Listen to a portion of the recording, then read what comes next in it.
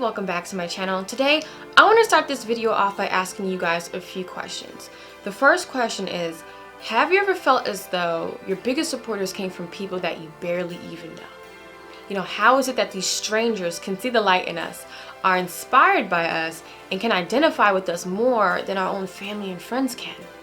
You know, I started noticing this in other people's lives, but it wasn't until I saw it in my life was when I had to say, okay, Lord, what's going on? Can you please give me some clarity? And of course, I can't receive any type of revelation until I open up my Bible and pray that the Holy Spirit guides me. And before I give you guys a revelation that I received, I want to tell you where it stemmed from. It stemmed from this question. I said, God, what do you do when the people closest to you don't clap for you? Stay with me, guys. I'm going to go ahead and dive right into the Bible. We're going to be reading from the book of Matthew, chapter 13, verse 53 and 58, where Jesus returns to Nazareth and the Nazarenes refuse to believe in him. I'm going to be reading from the NLT version, which reads, "When Jesus had finished telling these stories and illustrations, he left that part of the country. He returned to Nazareth, his hometown. When he taught there in the synagogue, everyone was amazed and said, 'Where does he get this wisdom and the power to do miracles?' Then they scoffed, 'He's just the carpenter's son, and we know Mary, his mother, and his brothers James, Joseph, Simon, and Judas. All his sisters live there right here among us. Where did he learn all these things?'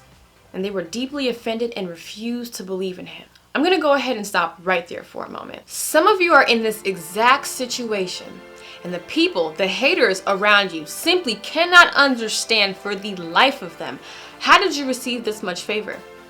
Where did you get this talent and influence from? And why are people so drawn to you and not me? They're probably thinking, we grew up in the same neighborhood, went to the same school, had an equal amount of resources available to us. So how are they popping? Better yet, we grew up in the same house, have the same parents, shared the same clothes, and ate the same food. Everything was similar, but where did you learn these things? The book of Matthew talks about how the Nazarenes were deeply offended by this and refused to believe in Jesus, which led him to say in verse 57, "A prophet is honored everywhere except his own home and among his family." Now examine this for a moment. Have you ever noticed in yourself or seen in someone else that when they're trying to start a business, promote an event, start a clothing line, or release their first body of music, when they're in those beginning stages, when they're nervous and self-conscious, and they promote their brand anyway, you'll notice that they wouldn't get that much support from their own. Almost as if everyone's taking the back burner and just watching to see if this really pops off. But when that person decides to diligently seek the Lord and master their craft, feverishly and obsessively work on their passion, God will breathe on it. And soon it will begin to touch and transform lives, because faith without works is dead.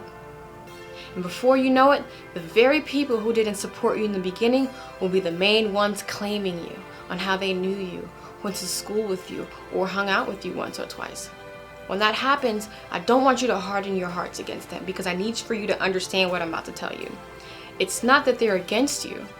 It's just that they're for themselves. How can someone support you wholeheartedly and pour into you when they're not walking in their purpose and constantly pushing back on the thing that God called them to do? Now let me give you some imagery to help you get some clarity. I want you to close your eyes if you can and imagine a cup that is on a white table that is overflowing and spilling onto the ground. Now I want you to imagine yourself as that cup, and the contents within that cup is support. What's inside of the cup is for me, and what pours out is for them. Now open your eyes.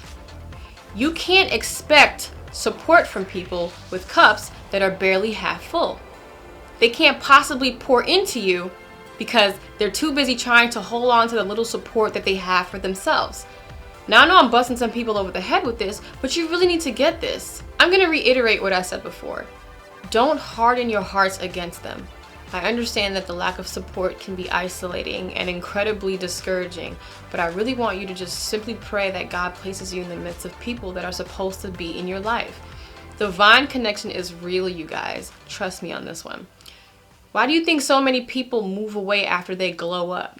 They have to get out of that environment and connect with people that share the same vision and passion as them. Which leads me to the last verse, 58, which reads, and so he only did a few miracles there because of their unbelief.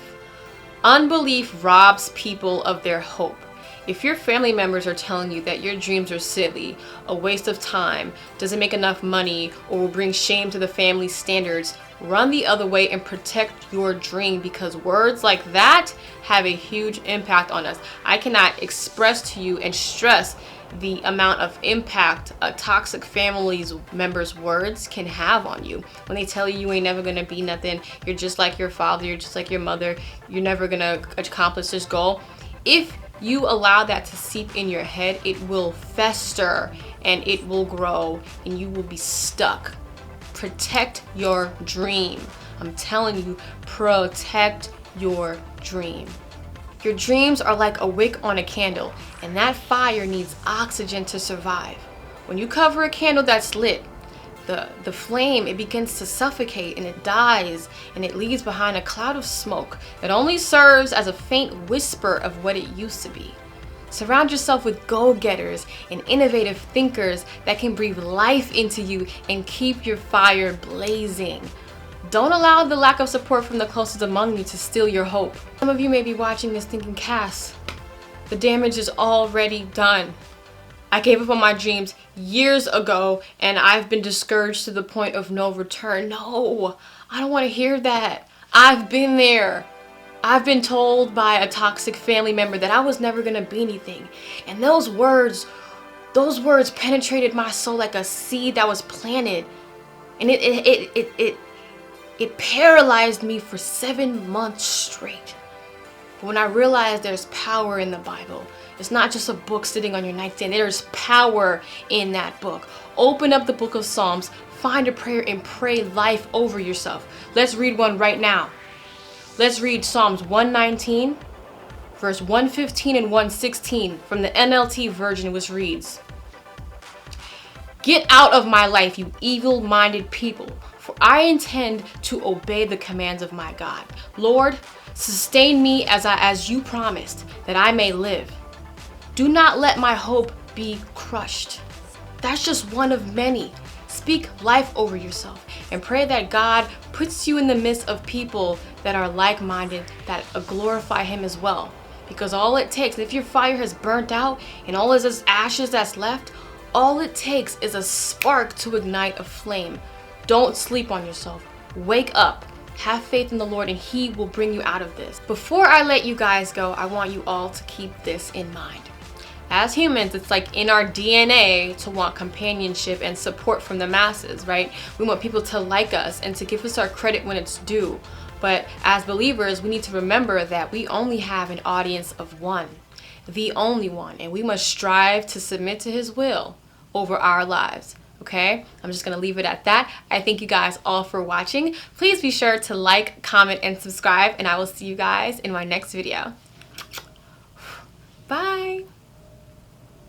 Am I going to waste this person's time, break their heart, ruin their chances of love in the future? Am I ready for this? It's not a game. I'm not trying to scare you guys, but we're talking